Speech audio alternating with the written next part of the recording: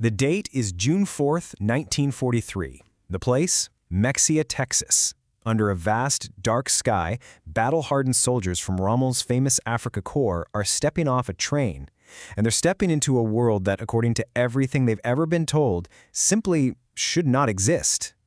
What these men are about to see, well, it's going to be more devastating to their beliefs than any battle they ever fought. This is the story of one of the most incredible psychological turnarounds in the history of war.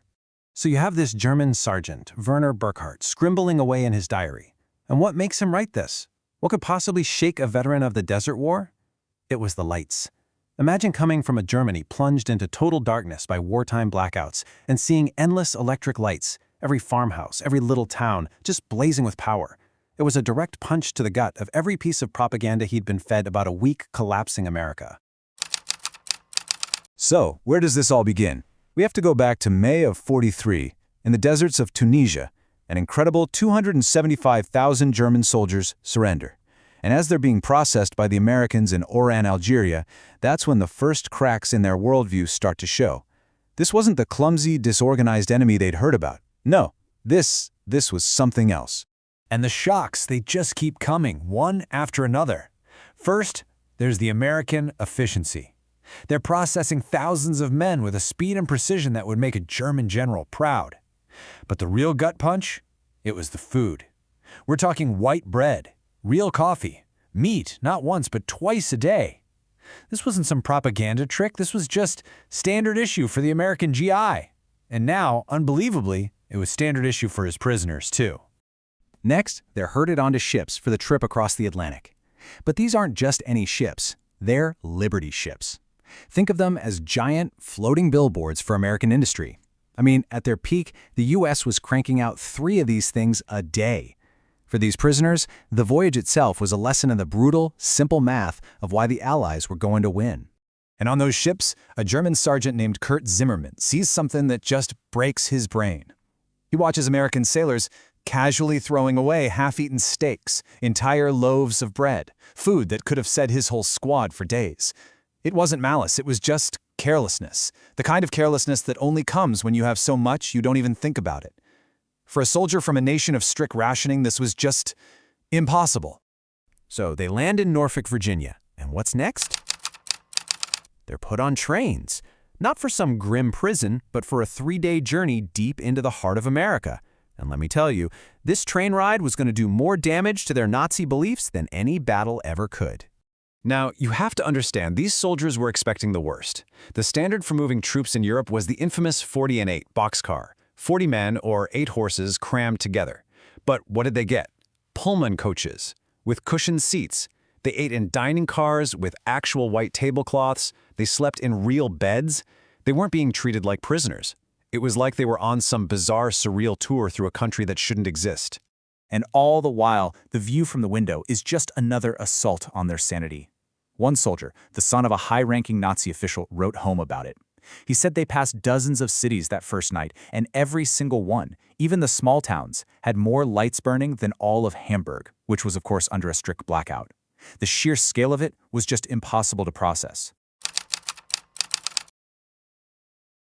All right, so they've seen the lights, they've seen the food, but now the lesson changes. It's no longer just about prosperity. Now it's about raw, terrifying power. From those same train windows, these men got a front-row seat to the sheer might of America's arsenal of democracy. The numbers, they're just staggering. I mean, look at this. They pass through Kentucky and see 4 enormous synthetic rubber plants that were just empty fields 18 months earlier.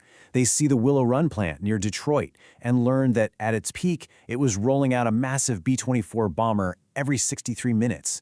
It wasn't just the German intelligence had underestimated America. They had completely, fundamentally misunderstood their enemy. And you know all that propaganda they'd heard about clumsy, poorly made American equipment? Well, that just melted away. One of the prisoners was a former Luftwaffe pilot, and he knew what he was looking at. He could see the quality. A single one of those B-24 bombers had over 1.5 million parts, and they were putting one together every hour. The combination of speed and precision, it was just unthinkable. Then they cross the Mississippi River, and it's a whole new kind of shock. This time, it's agriculture. A German NCO, Carl Schmidt, who grew up on a farm, just watches in silence. He sees them loading a single barge with enough wheat to feed his entire village back home for 5 years. And the guy operating the crane? He's just casually eating a sandwich with a slab of meat thicker than a German family's ration for a week. Every little detail was another nail in the coffin of their ideology. Finally, the train journey ends. They arrive at the POW camps. And this is it, right? This is where the punishment begins. But no, the psychological campaign, intentional or not, just continues. These camps weren't for punishment. They were basically showcases of an American standard of living that was better than what most of these guys had as civilians before the war even started. Take a look at a place like Camp Hearn in Texas. The prisoners lived in wooden barracks with electric lights and steam heat. They had hot showers and flush toilets. The hospital was more advanced than most back in Germany, and they were giving penicillin, this new miracle drug, to their enemies. The kitchens had walk-in refrigerators and automated equipment. The amount of food they didn't even use each day would have been a banquet for their families back home. So you add it all up, the food, the industry, the kindness of all things. The weight of it all was having a real, observable effect on these men. So much so that American intelligence officers who were studying them actually came up with a name for it: Ideological Collapse Syndrome. And that's exactly what it sounds like. It's a kind of psychological shock. These men were just lost. Their whole system of beliefs, everything they thought was true about the world, had been completely demolished. Not by weapons, not by force, but by the simple, undeniable evidence of their own eyes. Their worldview was literally collapsing under the weight of American reality. But perhaps the biggest blow of all wasn't about power or money. It was about morality. And it came at Christmas in 1943. Think about this. American civilians started sending gifts to the POW camps. Local church choirs would show up at the fences and sing Christmas carols in German to the men who were, technically, their enemies.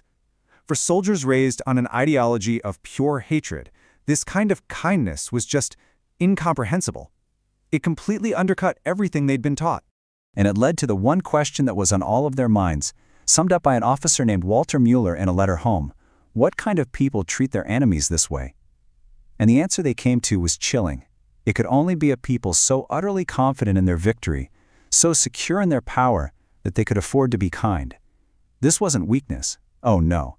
This was the confidence of a nation that knew, without a doubt, that it was going to win.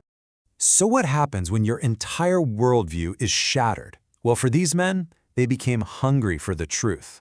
Tens of thousands of them enrolled in courses on American history and democracy, right there in the camps. They started reading real, uncensored newspapers. They watched Hollywood movies, even ones like The Grapes of Wrath that showed America's problems. And you know what? That ability to criticize itself seemed like another incredible source of strength. And then they saw the newsreels of the D-Day invasion, and that was it. The final, undeniable proof of America's power. So, as the war in Europe finally draws to a close, these prisoners are completely different men. The fanatics of 1943 are gone. As they prepared to go home, they weren't thinking like defeated soldiers. They were thinking like the men who would have to rebuild their country along new democratic lines. And that's exactly what happened. It's amazing, really. One of these former POWs, Walter Hallstein, went on to become the very first president of the European Commission. Another, Hans Kroll, became West Germany's ambassador to the United States. And more than 5,000 of them actually decided to immigrate to America after the war. The lessons they learned in those camps helped shape the future of Europe. The numbers really do speak for themselves. After the war, when they were surveyed, 95% said their treatment was good or excellent. 74%, almost 3/4 of them, said that being a POW in America had positively changed the way they saw the world. And get this, the escape rate from these camps was less than 1%. Why would you try to escape? This wasn't indoctrination. It was a re-education by reality. Decades later, in 1985, some of the former prisoners held a reunion in Texas. An old colonel, Herman Gutz, stood up and said something that sums up this whole incredible story. He said, "We who came as conquerors left as students. To America, from your former enemies, now your friends, thank you for showing us the way." And when you really think about it, that's the whole story right there. America's greatest weapon in the Second World War might not have been a bomb or a plane. It was the overwhelming, undeniable proof of what a free and prosperous society could achieve. These German soldiers weren't beaten into submission, they were shocked into it by the simple, powerful reality of a world they never knew could exist.